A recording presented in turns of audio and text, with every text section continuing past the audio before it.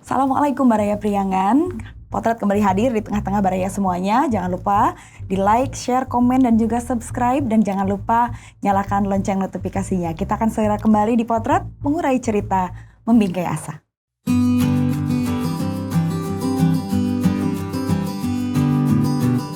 Aslim, pria kelahiran Lampung 10 Januari 1962 ini namanya tak asing lagi bagi masyarakat kota Tasikmalaya.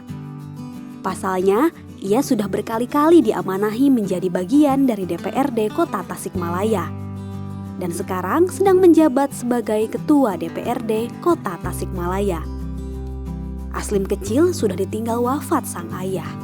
Sehingga ia bersama sang ibu juga 7 saudara lainnya menjalani kehidupan yang tak mudah. Saat sedang sekolah di SDN 4 Sumberjaya dan MTS Sumberjaya Lampung Utara, jiwa kepemimpinan sudah tumbuh dalam dirinya. Tak heran, ia kerap kali terpilih sebagai seorang ketua organisasi. Bermula dari wasiat sang ayah dan didukung penuh oleh sang ibu, ia memilih Tasikmalaya sebagai tempatnya menimba ilmu di Pondok Pesantren Bahrul Ulum dan meneruskan sekolah di Madrasah Aliyah pada tahun 1979. Kini, ia didampingi istri tercinta, Ibu Etih, dan dikaruniai 2 orang buah hati.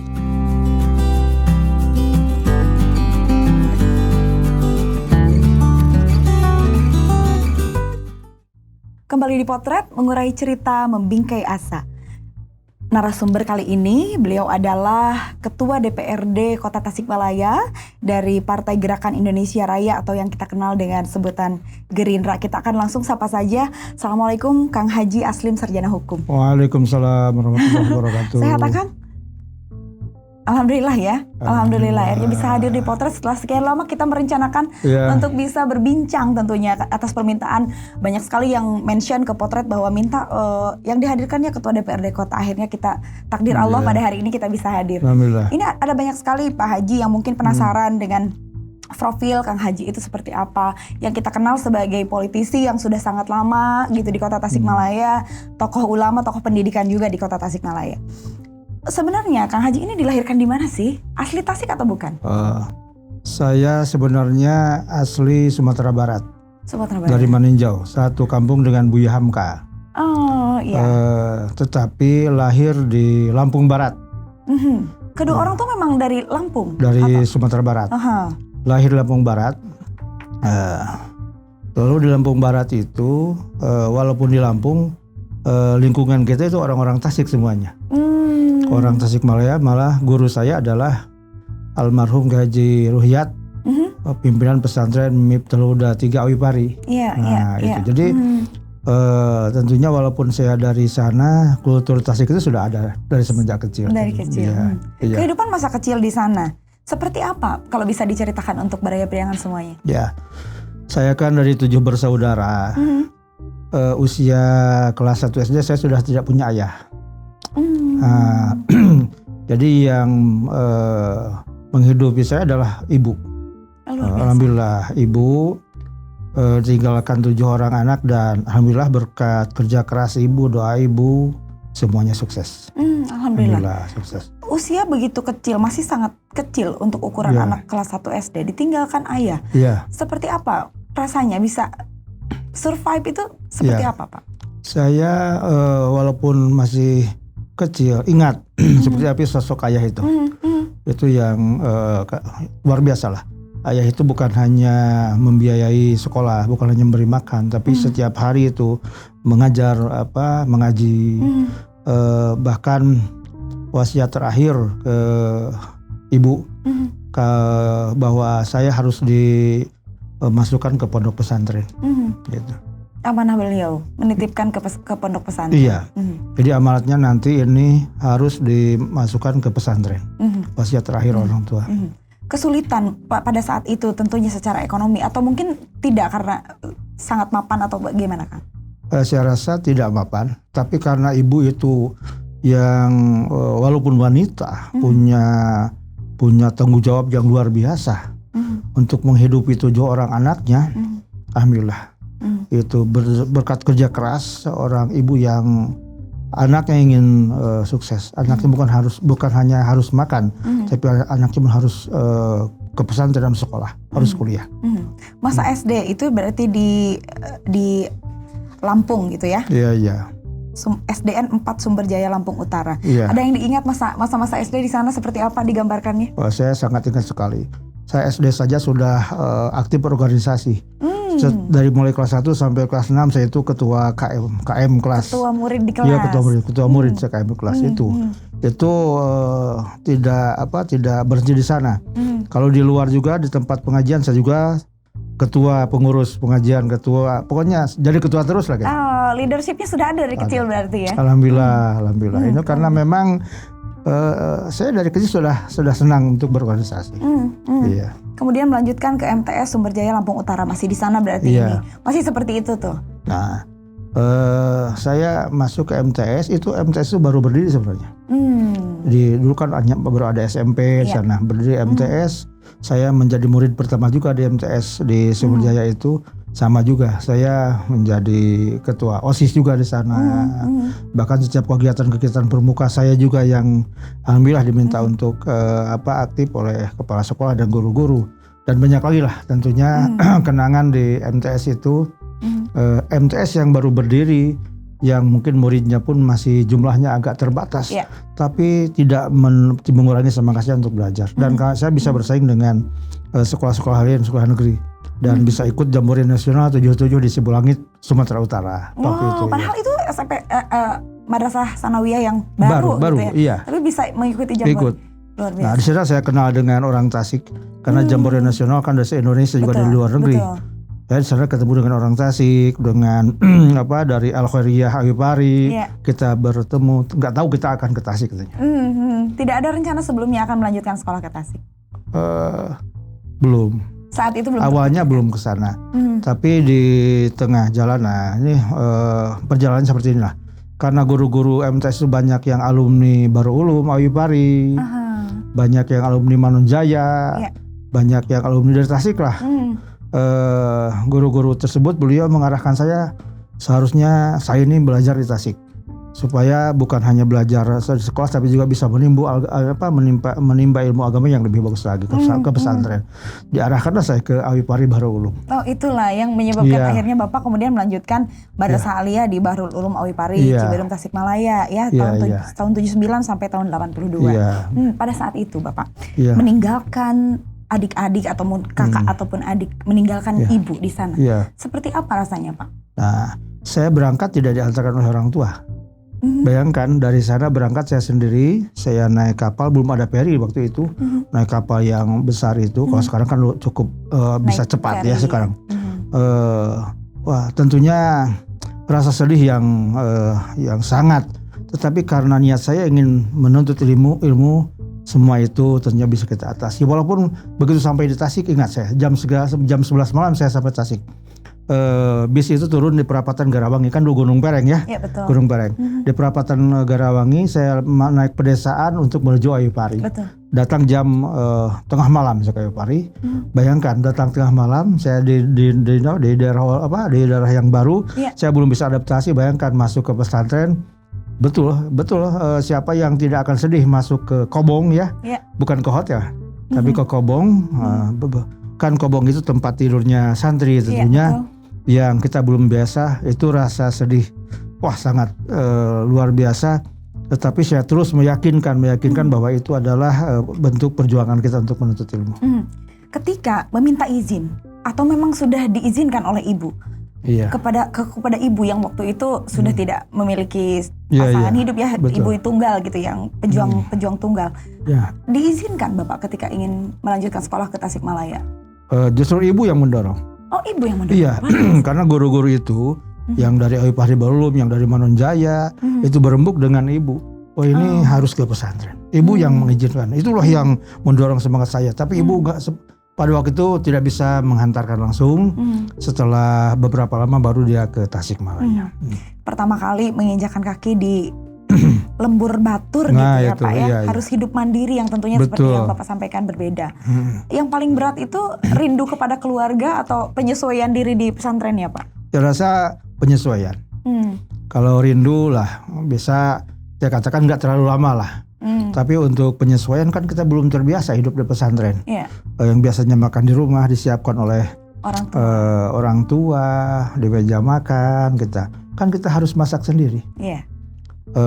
Kita harus masak sendiri, bukan pakai kompor lagi, pakai kayu bakar. Lalu yang sangat berkesan itu kalau bulan puasa, sebelum sahur kita harus masak, sebelum buka puasa kita harus masak tentunya. Nah, tapi walaupun sedikit agak berat untuk adaptasi, pada akhirnya kita bisa dan sangat dinikmati, disyukuri pada akhirnya dan sampai selesailah di Baru Ulum. Kemudian untuk pendidikan di sekolahnya, berarti di madrasah aliyahnya, masihkah seperti waktu di Lampung sebagai pemimpin yang leader gitu di kelas atau seperti apa? Iya. Dari mulai orientasi sekolah saya sudah merasakan bahwa saya diberi kesempatan lagi oleh panitia, oleh guru untuk memimpin semua itu. Jadi tidak lama bukan hanya jadi KM, saya jadi ketua OSIS juga. Oh, luar biasa. Nah, itu, jadi ketua seorang OSIS pendatang juga. Seorang pendatang dari luar pulau bisa menjadi leader di itu berarti luar biasa Pak. Kepercayaan dirinya kan tidak mudah loh menyesuaikan diri dengan lingkungan yang baru. Alhamdulillah. Bukan hanya itu, saya pun menjadi sekretaris Dewan Santri Pesantren Baru Ulum. Belum jadi ketua itu, baru sekretaris. Itu kelas berapa berarti? Kelas, kalau dulu kan nggak ada kelas 10, 11, 12 ya. Kelas 1 aja, 1. Saya sudah menjadi sekretaris Dewan Santri Pondok Pesantren Baru Ulum. Di kelas 1 SMA? Iya, aliyah itu. Nah, kemudian selanjutnya? Nah, di Dewan Santri saya menjadi sekretaris. Karena saya sudah senang dengan berorganisasi, saya melihat seperti apa ini pesantren. Ya, orang mengatakan pesantren itu kumuh, pesantren itu jorok. Nah, saya terus berembuk dengan teman-teman di Dewan Santri. Pada waktu itu ketua Dewan Santrinya adalah Pak Haji Mahmudin. Cobalah kita rubah paradigma pesantren ini, jangan sampai dicap oleh orang pesantren itu jorok, pesantren itu kotor. Akhirnya alhamdulillah Baru Ulum pernah menjadi pesantren terbersih di Jawa Barat. Oh wow, nah, itu biasa. Yang saya lakukan. Itu pencapaian ya, itu pencapaian prestasi pada saat Bapak menjabat itu. Nah, saya lakukan, saya setiap minggu operasi, setiap kamar saya operasi.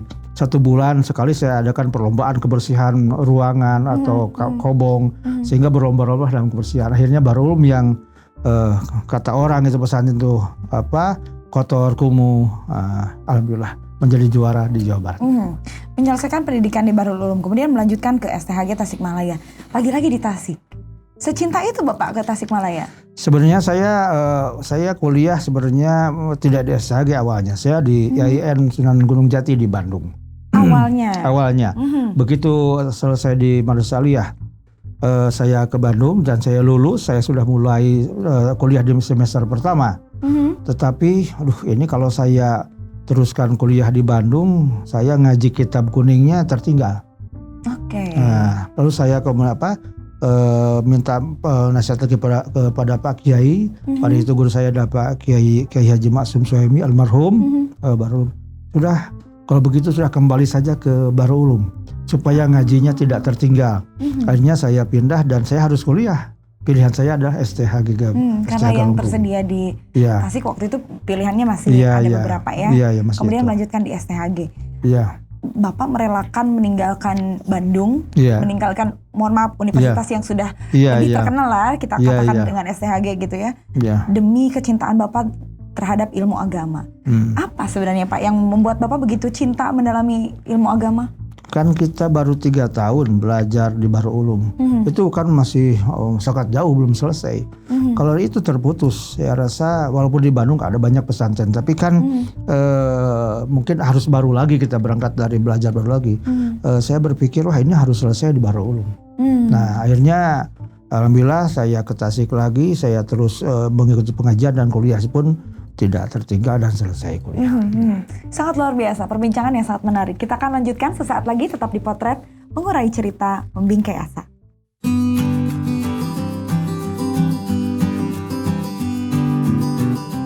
Hidup sebagai seorang perantau di kota santri bernama Tasikmalaya membuatnya tumbuh menjadi pribadi yang mandiri. Selain itu, jiwa kepemimpinan dan kesenangannya dalam berorganisasi semakin tumbuh. Seolah ia selalu diberikan kesempatan untuk memimpin baik ketika berada di pesantren maupun sekolah. Di masa dewasa, ia sempat kuliah di IAIN Bandung. Namun kembali lagi ke Tasikmalaya karena merasa harus tetap meneruskan mengaji di pesantren Bahrul Ulum. Sehingga ia melanjutkan pendidikan perkuliahan di STHG Tasikmalaya. Meski menjalankan aktivitas perkuliahan dan mengaji secara bersamaan, ia tetap aktif dalam berbagai organisasi. Di antaranya ia pernah menjadi Ketua IPNO Kabupaten Tasikmalaya.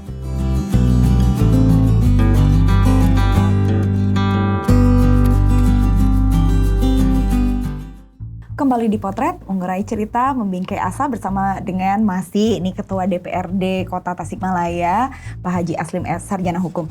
Bapak kemudian kita lanjutkan kembali, Bapak melanjutkan perkuliahan di STHG Tasikmalaya dari tahun 1982 sampai 1986.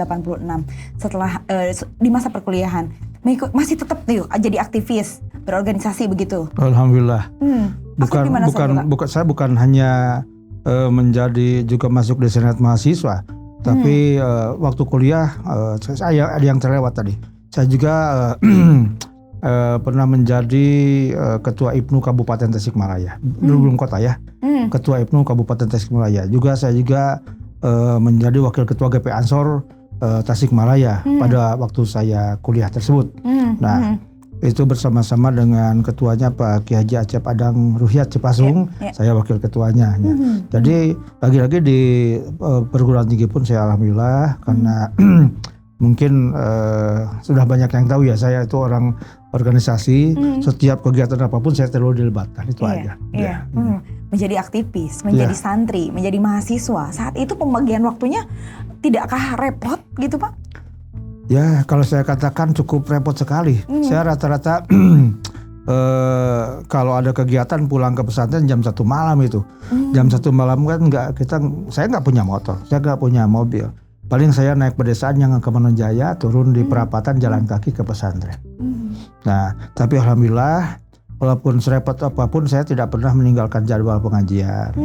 Itu amanat dari guru. Walaupun Anda sibuk apapun mau ujian, tolong pengajian walaupun hanya sebentar jangan ditinggalkan. Itu berkah. Berkah. Jadi tidak pernah keteteran meninggalkan pengajian sampai terlewat begitu. Alhamdulillah. Tidak ya. Kecuali kalau keluar kok ada kegiatan yang beberapa hari saya izin.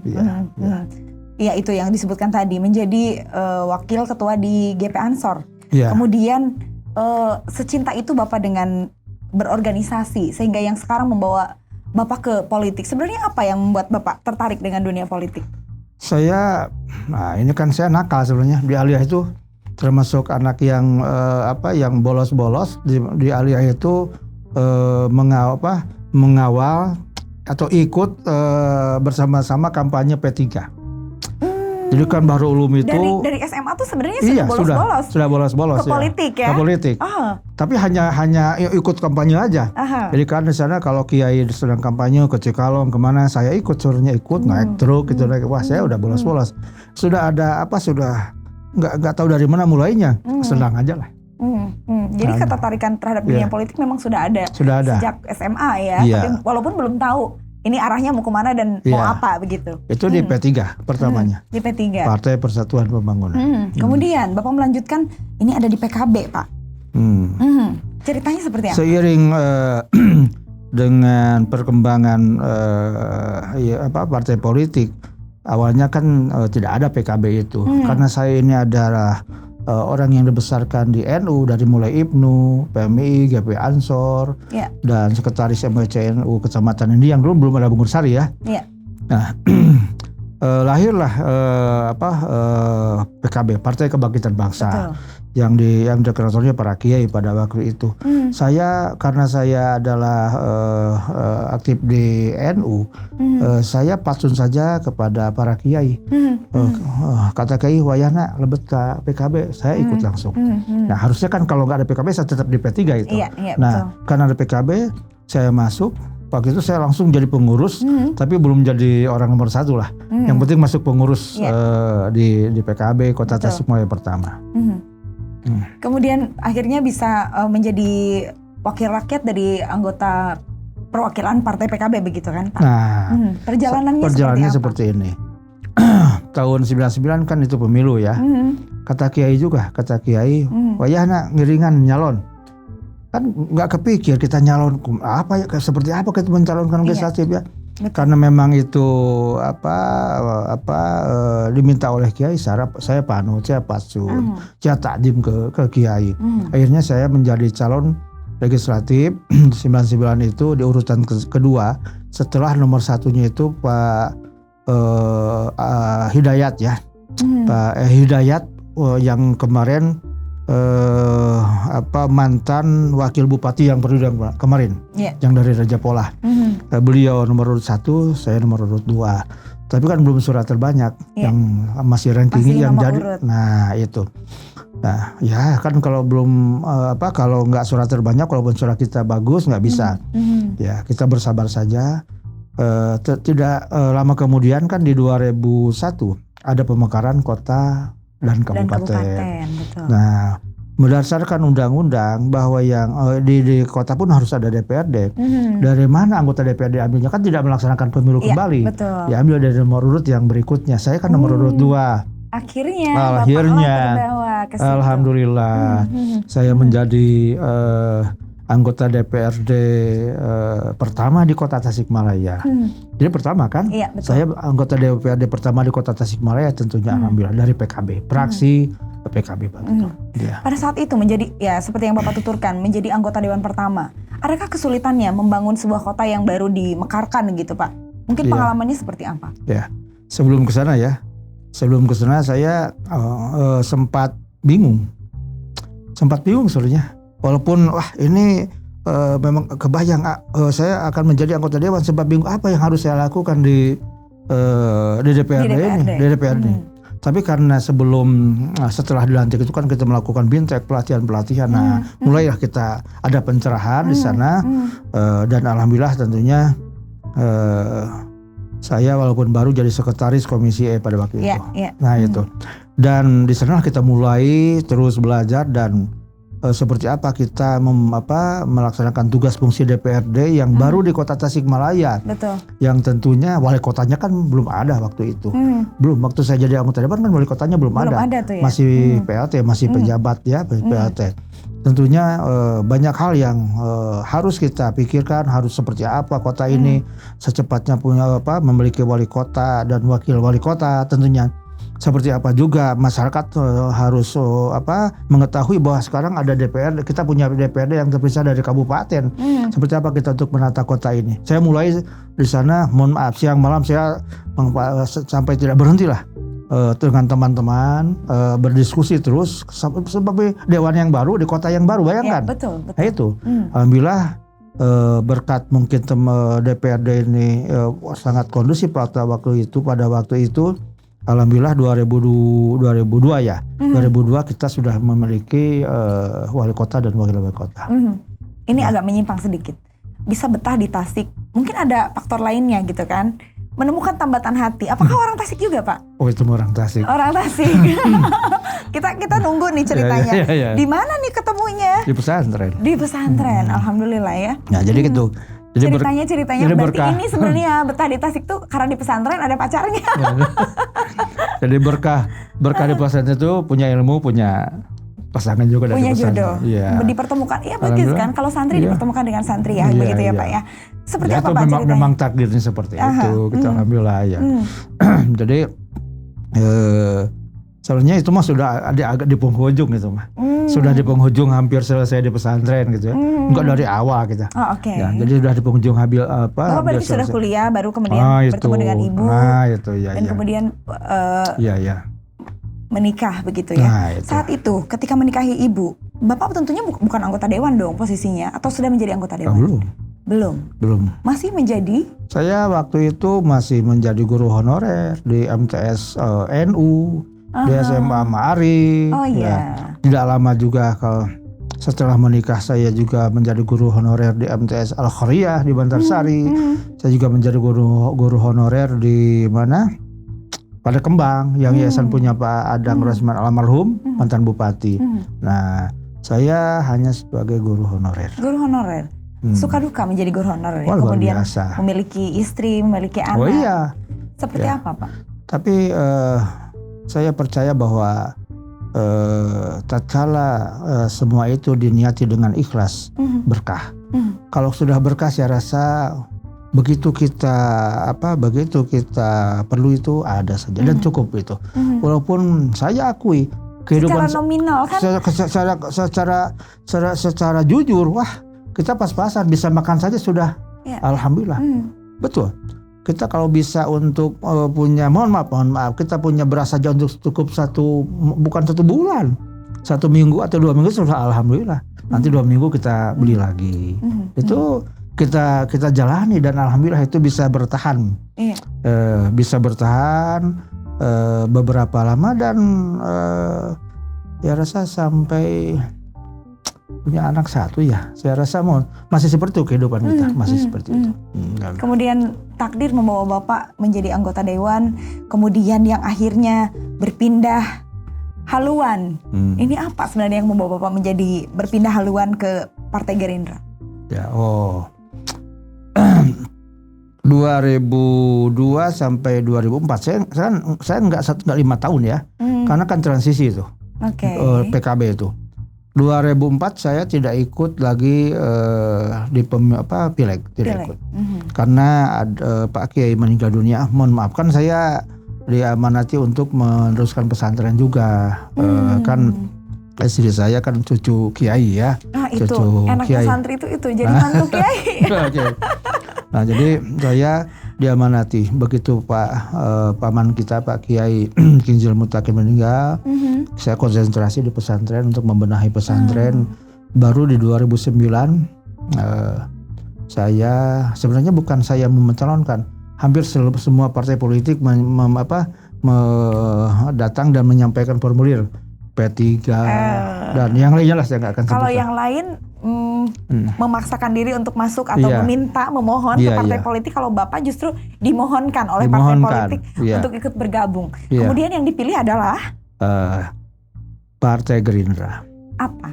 Ya, kalau saya mau jujur, kalau saya mau tidak terlalu capek, saya masuk saja P3 dan saya sudah nomor urut 3 di P3. Ya udah, kata saya nggak mau nomor 3. Kalau 2 saya mau, berikan saya jadi.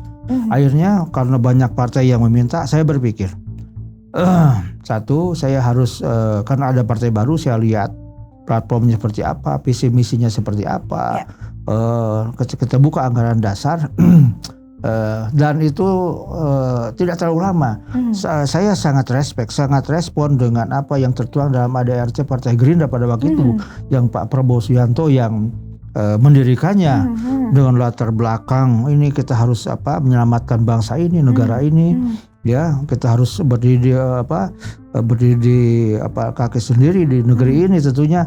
Saya sangat tertarik karena bangsa ini, lihat saja kita kan mohon maaf banyak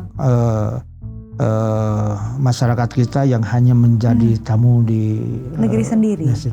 Nah itu saya sangat tertarik, tersentuh hati saya. Akhirnya saya bismillah. Tapi sebelum itu saya datang ke orang tua, saya datang ke guru-guru, ke kiai, dan setelah itu mengizinkan saya baru masuk di partai. Tidakkah ada benturan bahwa mohon maaf Bapak, pendiri pondok pesantren atau pengasuh pondok pesantren yang notabene dekat dengan partai-partai yang Islam, sebutkanlah begitu gitu, kemudian memilih partai yang nasionalis gitu. Tidakkah ada benturan di situ Pak? Seingat saya kalau para kiai orang tua mengizinkan, tapi di sebagian organisasi atau sebagian ada yang apa kontra. Bukan hanya kecewa, mungkin dengan kalimat-kalimat yang agak kecewa begitu ya. Ada nyinyir-nyinyiran aja. Banyak yang nyinyir. Banyak yang nyinyir. Tapi karena saya yakin saya akan buktikan dimanapun saya berpijak partai apapun, saya akan buktikan bahwa saya adalah saya. Nah itu saja, saya akan buktikan. Ya, alhamdulillah tidak lama itu. Tidak lama, hanya berselang beberapa bulan, enggak sampai 1 tahun ini sudah adaptasi dan sudah mulai cair lagi, baik lagi. Bapak bisa membuktikan bahwa dimanapun Bapak berdiri, ya aslim begitu ya Pak? Iya, itu moto saya itu. Oke. Kemudian di Partai Gerindra, apa yang Bapak perjuangkan saat ini? Ya, saya ulangi ya. Mungkin saya harus dari belakang. Waktu itu yang di Partai Gerindra yang baru berdiri 98 ya, baru berdiri Partai Gerindra itu. Dan mohon maaf, Gerindra itu berdiri 2008, bukan 98, 2008. Maaf ya. Pemilunya kan 2009. Nah 2009, mohon maaf. Betul. Itu saya pun nggak menyangka saya akan jadi anggota DPRD lagi terpilih begitu ya. Sebab waktu itu jangankan akan menjadi anggota dewan, untuk menjadi calon saja sulit mencari orang. Karena partai baru. Saya hanya 5 orang calegnya. Sulit mencari orang yang akan diajak bersama-sama mencalonkan di Gerindra. Bagaimana untuk meraih suara? Tapi saya yakin dan alhamdulillah pada waktu itu dari 45 orang calon dari Gerindra, saya sendiri yang jadi anggota DPR, hanya 1 kursi. Di 2009 itu hanya 1 kursi. Pemilu pertama Partai Gerindra pada saat itu. Iya. Hanya 1 kursi. Di 2014 itu 4 kursi, di 2019 10 kursi. Nah, kalau dikatakan apa yang diperjuangkan, saya rasa tugas fungsi anggota DPRD atau pimpinan anggota DPRD sudah jelas diatur oleh Statim. Kita disumpah, udah jelas kan. Kita hanya melaksanakan tugas fungsi amanat sebagai wakil rakyat untuk memperjuangkan kesejahteraan masyarakat. Saya rasa semuanya sudah tahu. Tapi apakah kita itu betul dilaksanakan dengan tulus, ikhlas atau tidak, itu saja kuncinya. Atau hanya slogan saja kembali. Sebab disumpah dengan demi Allah. Saya rasa sesuatu hal yang harus dipertanggungjawabkan secara parsial, secara pribadi. Dan itu ada yang belum masuk. Dan 30 Juni yang kemarin saya mendapat SK menjadi Ketua DPC Partai Gerindra Kota Tasikmalaya. Akhirnya menjabat menjadi Ketua DPC Partai Gerindra Kota Tasikmalaya. Kita akan lanjutkan. Ini makin menarik, Baraya Priangan. Jangan kemana-mana. Kita lanjutkan sesaat lagi, tetap di Potret, mengurai cerita, membingkai asa.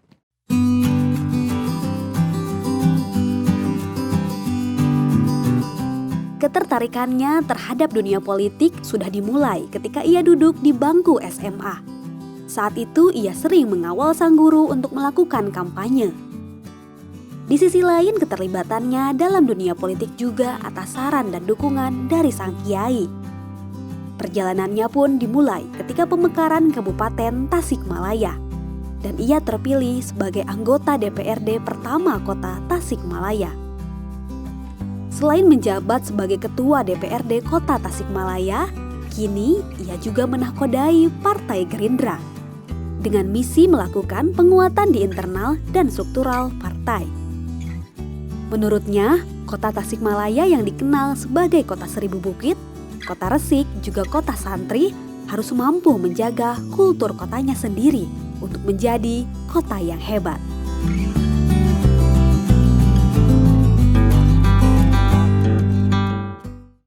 Kembali di Potret, mengurai cerita, membingkai asa. Ini makin menarik, makin panas sepertinya.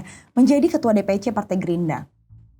Adakah beban yang Bapak rasakan saat ini? Secara kemarin, mohon maaf, pemilu kemarin Gerindra tuh naik daun lah, sebutkan begitu. Adakah beban ketika sekarang Bapak menjabat menjadi Ketua DPC? Ya, yang pertama sebagai kader partai, kalau dikasih tanggung jawab apapun kita harus siap. Itu yang pertama. Tentunya kalau kita diberi amanat oleh partai, kita harus siap. Yang pertama. Kalau dikatakan ada beban, saya rasa semua orang itu punya beban. Ya, Taruhlah kemarin Gerindra 10 kursi. 2024 tentunya saya yang sekarang memimpin Gerindra di Kota Tasikmalaya harus berkemas, harus meracik, harus meramu sedemikian rupa supaya Gerindra ini bukan hanya 10 kursi tapi lebih dari 10 kursi. Mempertahankan 10 kursi saja berat tentunya Pak. Ya, tidak mudah apalagi dengan yaitu banyaknya sekarang pergolakan dan lain-lain, gejolak partai politik dan lain-lain. Adakah sekarang yang Bapak kayaknya trik atau tipsnya harus seperti apa gitu? Strateginya? Moto saya bukan mempertahankan. Kalau saya merebut, saya harus bertambah. Kalau hanya mempertahankan nanti santai-santai saja. Justru kalau saya, nah tentunya satu yang harus pertama kita lakukan adalah penguatan di internal partai, di struktural partai mulai DPC, PAC ranting sampai anak ranting, sayap-sayap partai itu ya senjata itu garda terdepannya di sana. Nah setelah itu tentunya karena partai politik ini bagaimana meraih anggota sebanyak-banyaknya, pengurus itu tidak boleh berdiam diri. Setiap saat harus menyapa masyarakat dan meyakinkan dia harus mudah-mudahan dia cinta kepada Gerindra dan nanti memilih Gerindra di 2024. Saya rasa kalau itu dilakukan, saya optimis. Insya Allah ya. Insya Allah optimis. Oke, Bapak sebagai anggota legislatif pertama dulu ya, yang tahu seperti apa Kota Tasik pertama kali dibangun atau pertama kali dibangun. Sekarang Bapak melihat Kota Tasikmalaya seperti apa? Saya pertama kali mendapat di Bintek itu Bimbingan Teknis dari Profesor Pak Ahmansyah. Itu potretnya ditayangkan bahwa Tasik ini adalah kota 1000 bukit. Itu fotonya dari Belanda kan, dari orang Belanda memoto Tasik ini bukit. Saya berpikir, baik, tentunya bahasa Sunda. Pantas aya Gunung Sabelah, terus aya Gunungna, aya Gunung Pereng, terus aya Gunungna. Akhirnya saya berikan masukan kepada Pak Wali Kota pada itu ya. Mohon maaf, dulu itu Wali Kota pertama Pak Bubun almarhum dengan Pak Sarip. Tim suksesnya saya itu. Saya tim sukses pertama yang menggolkan Bubun Sarip menjadi Wali Kota Tasikmalaya pada waktu itu. Saya berpikir, wah ini harus diantisipasi. Kita harus menyiapkan anggaran tiap tahun untuk membeli bukit-bukit itu, jangan sampai nanti musnah habis lagi. Bukit-bukit itu harus menjadi aset pemerintah sehingga tidak digali dan seterusnya. Tetapi mungkin di kurun waktu yang cukup panjang ini pemerintah kita walaupun memang ada bukit-bukit yang dibeli tapi tidak maksimal. Akhirnya sekarang terjadi kan di tempat saya saja Bungur Sari, Gunung Awilarang, gunung ini sudah tidak ada, udah rata sekarang. Gunung Goong sudah rata semua. Jadi mengalami lagi seperti itu. Akhirnya Tasik ini yang kata orang dulu kota 1000 bukit habis sekarang sudah rata. Banyak semuanya. Rata dengan tanah. Itu yang saya sayangkan di Kota Tasikmalaya. Apa sebabnya? Kalau lingkungan hidup terganggu saya rasa dengan itu kan tangan manusia, bukan tidak boleh. Tetapi kita sayang ya kalau sampai gunung itu habis di sana untuk serapan air, jangan sampai nanti terjadi juga banjir, bandang sebagainya. Itu harus dipikirkan dari awal. Tapi sekarang sudah sulit, sekarang sudah rata.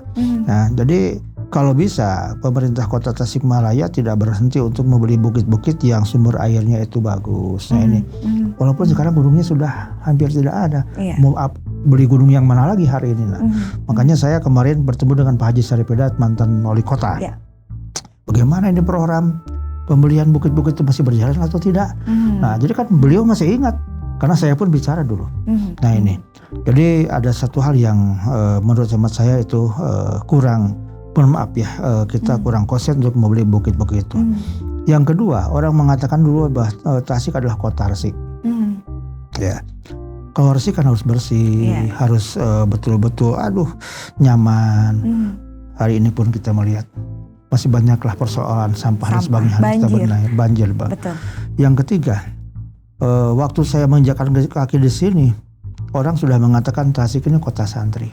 Nah itu pun tentunya PR berat juga untuk pemerintah Kota Tasik mulai ke depan. Seperti apa kota ini maju masalah perdagangan dan industri di Periangan Timur atau Jawa Barat, juga mempertahankan kultur kota santri, mempertahankan kultur kota resiknya. Saya rasa perdagangan industri harus maju juga di sana. Ekonomi harus maju, tapi kultur kota Tasik harus dipertahankan. Itu tidak boleh, saya rasa jangan dilihat sebelah mata, saya rasa. Sebab kota itu akan hebat, akan maju apabila bisa mempertahankan kultur kotanya sendiri. Itu yang harus dipertahankan. Oke, siap. Bapak. Kemudian ini proyeksi Bapak ke depannya.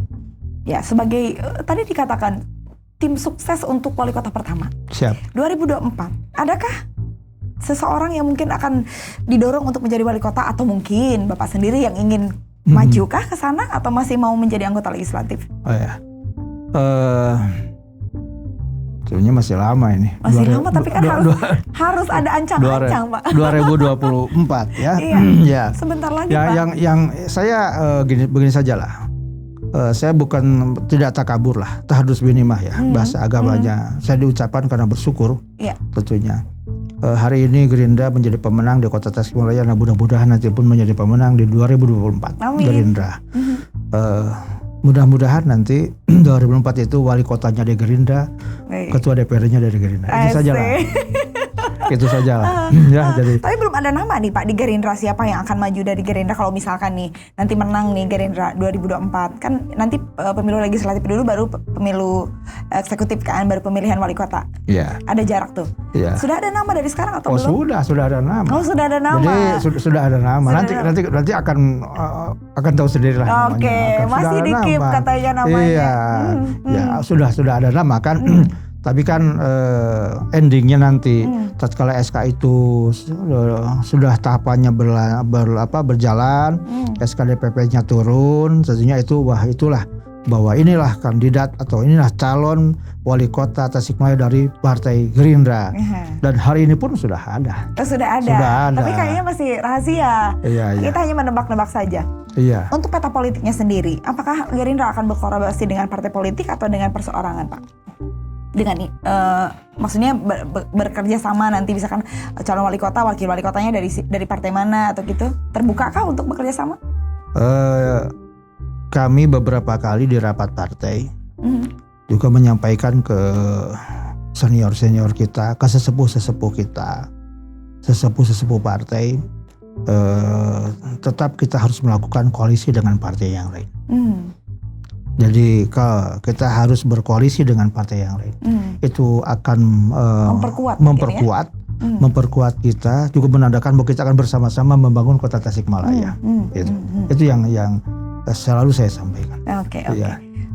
Terakhir Bapak, mohon izin, silakan Bapak mungkin bisa memberikan saran atau harapan atau closing statement untuk Baraya Priangan semuanya. Silakan Bapak, mangga. Alhamdulillah, mungkin pada sore yang cerah ini, yang beberapa kali saya dikonfirmasi untuk hadir di sini. Ya saya jawab saja, baru sekarang ditakdirkan supaya tidak kecewa begitu. Baru sekarang saya sangat apresiasi dengan agenda hari ini. Saya sudah bisa bersilaturahmi, berwawancara. Walaupun sekelumit yang saya sampaikan itu belum tentu semuanya bagus atau baik, tapi paling tidak perjalanan saya seperti itu. Aslim tetap aslim, dan insya Allah mudah-mudahan saya sekarang diamanati Ketua DPRD Kota Tasikmalaya, diamanati Ketua DPC Partai Gerindra, saya diamanati Ketua Lembaga Dakwah NU Kota Tasikmalaya, saya diamanati sekarang jadi pengurus alumni Pesantren Bahrul Ulum. Ya mungkin entah dari mana asalnya saya banyak diberi amanat untuk masuk di menjadi paling tidak dewan pembina dan sebagainya. Semua itu adalah mudah-mudahan untuk kemaslahatan umat, untuk kemaslahatan khususnya warga Tasikmalaya. Dan insya Allah saya akan berusaha sebaik mungkin untuk memanfaatkan sisa umur ini untuk berbuat yang baik untuk khususnya kota Tasikmalaya, untuk negara, bangsa, dan agama. Saya mohon maaf mungkin ya, saya juga bingung, saya juga berpikir jangan-jangan saya disangka sombong. sudah berapa kali nggak jadi kesini kan? Padahal saya tidak punya pemikiran seperti itu. Baru hari ini. Itu mungkin. Baik, Bapak terima kasih sudah meluangkan waktu di sela-sela kesibukan yang sangat luar biasa. Tentunya Bapak pemegang amanah yang sangat luar biasa dan semoga bisa mengemban amanah dan melanjutkan amanah dari kami untuk membangun Kota Tasikmalaya lebih baik lagi. Iya, terima kasih juga untuk Baraya Priangan yang sudah menonton. Jangan lupa like, share, komen dan juga subscribe. Dan jangan lupa nyalakan lonceng notifikasinya. Saya Irma Normalia pamit, tetap di Potret, mengurai cerita, membingkai asa.